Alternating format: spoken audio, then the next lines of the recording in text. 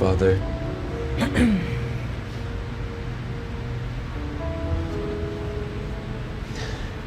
Father, kailangan ko mag-confess. May gumugulo sa aking kaisipan. Kailangan kong i-confess ang aking nararamdaman.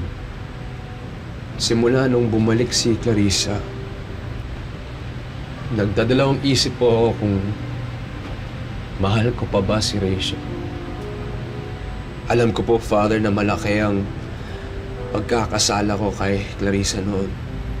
Hindi ko siya binigyan ng pagkakataon para magpaliwanag.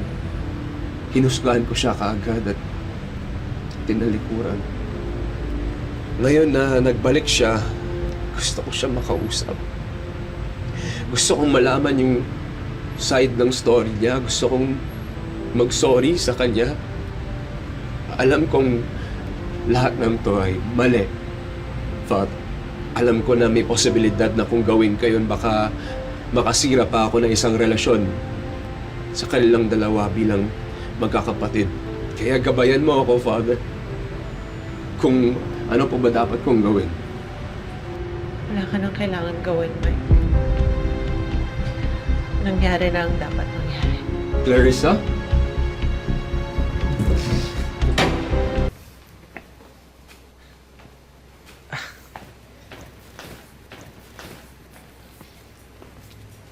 Good morning.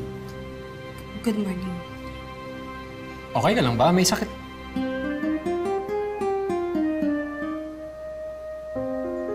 May sakit ka ba? Okay lang ako. Salamat.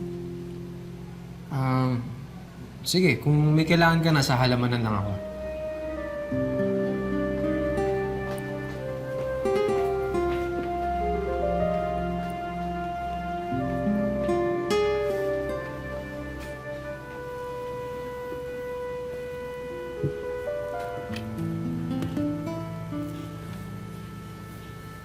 Bless me, Father, for I have sinned. Father, may mga bagay na naisip ko kung hindi maganda nitong mga nakaraang araw. At may nararamdaman po, alam kong hindi dapat.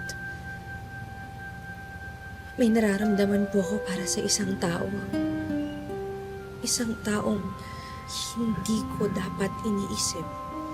Lalo na't nakalaan ng buhay na sa iba. Kagabi, napanaginipan ko siya. Hinahalikan niya ako. At gumanti rin ako ng halik. Alam ko, sinusubok ako ng tukso, ng pagnanasa. Pero Father, papaano kung hindi ko kayang labanan ng tuksong ito?